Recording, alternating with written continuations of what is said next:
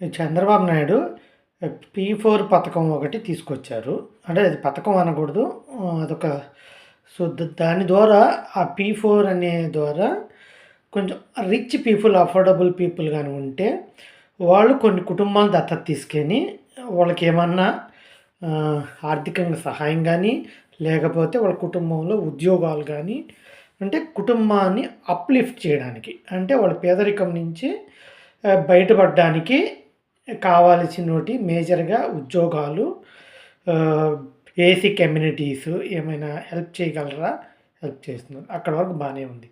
కానీ నేను విన్నది ఏందంటే ఈ మధ్య కాలంలో ఉద్యోగస్తులను గూడా అంటే టీచర్స్‌లను గూడా కొన్ని కుటుంబాలను దత్తత తీసుకోవాలని జెప్పని ఫోర్స్ చేస్తున్నారు అని విన్నాను. అది ఎంతవరకు నిజమో తెలీదు.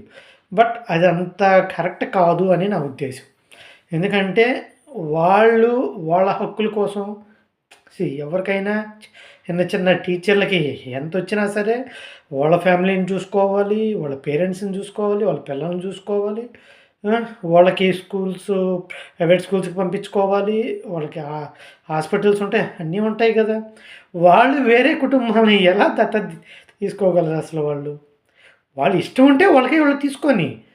అంతేగాని వాళ్ళనైతే ఫోర్స్ చేయొద్దు. వాళ్ళు గూడా నార్మల్ ఉద్యోగస్తులే. వాళ్ళే వాళ్ళకివ్వాల్సిన బెనిఫిట్స్ ఇస్తే మీరు చాలు. అంతేగాని వాళ్ళకివ్వాల్సిన డీఏ గానీ, వాళ్ళ సాలరీ కరెక్ట్‌గా ఇస్తే చాలు. అంతేగాని మీరు ఈ పీ4 మంచి పథకమే కావచ్చు.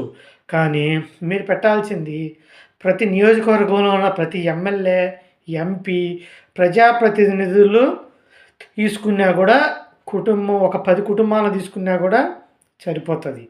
అంతేగాని గవర్నమెంట్ ఉద్యోగస్తుల్ని ఇబ్బంది పెట్టొద్దు. వాళ్ళు ఇంట్రెస్టెడ్‌గా ఉంటే ఓకే.